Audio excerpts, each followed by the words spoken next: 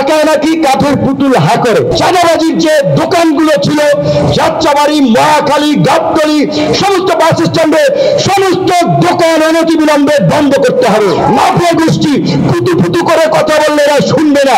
এরা যেমন কুকুর তেমন মুহুর নিয়ে ট্রেনেকে রাস্তায় নামতে হবে।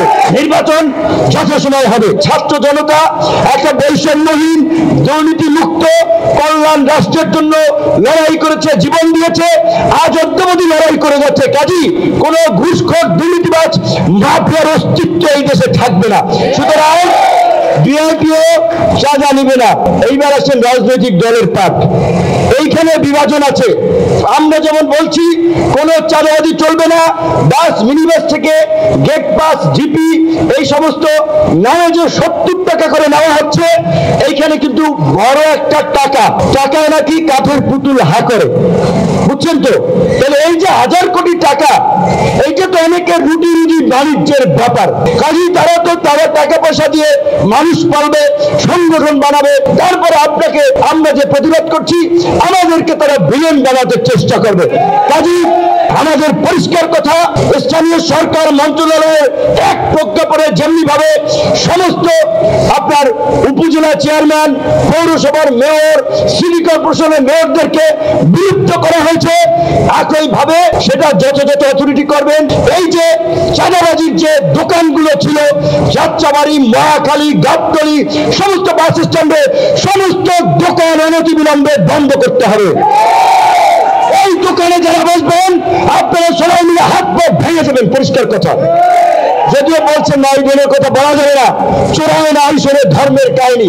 কাজে এই যে লুটেরা মাফিয়া গোষ্ঠী ফুটু ফুটু করে কথা বললে এরা শুনবে না। এরা যেমন কুকুর তেমন মুহুর নিয়ে ট্রেনেকে রাস্তায় নামতে হবে।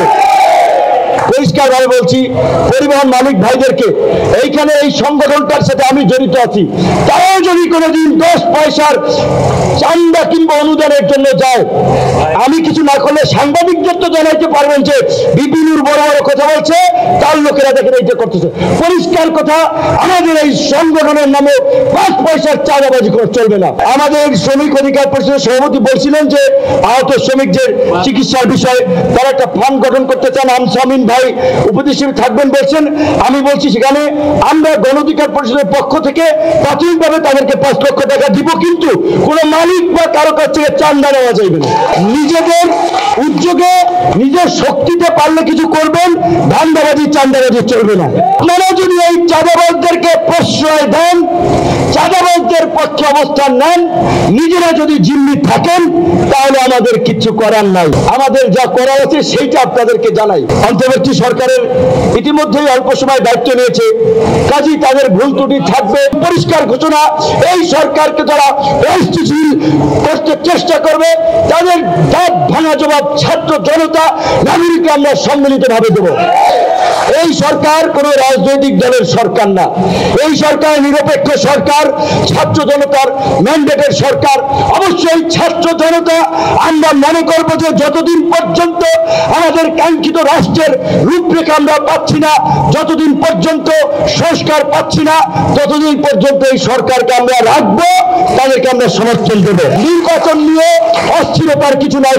ডক্টর মোহাম্মদ ইউনূসের প্রতি আমাদের এই বিশ্বাস আছে, জীবনের শেষ প্রান্তে এসে তার ক্ষমতার লোভ এবং মোহ নাই।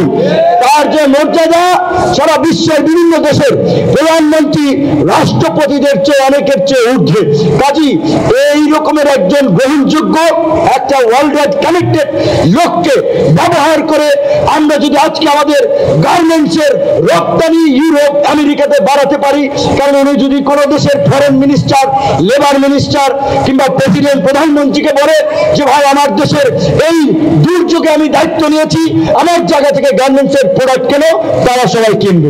বিভিন্ন দেশগুলোকে ফোন করে বলে যে ভাই আমার দেশের দক্ষ তরুণ অনেক জনগোষ্ঠী আছে, দেশপ্রেমিক, সৎ, সাহসী, তাদেরকে তোমরা কাজ দাও, তোমাদেরকে আমরা হেল্প করি, আমরা ভালো থাকি।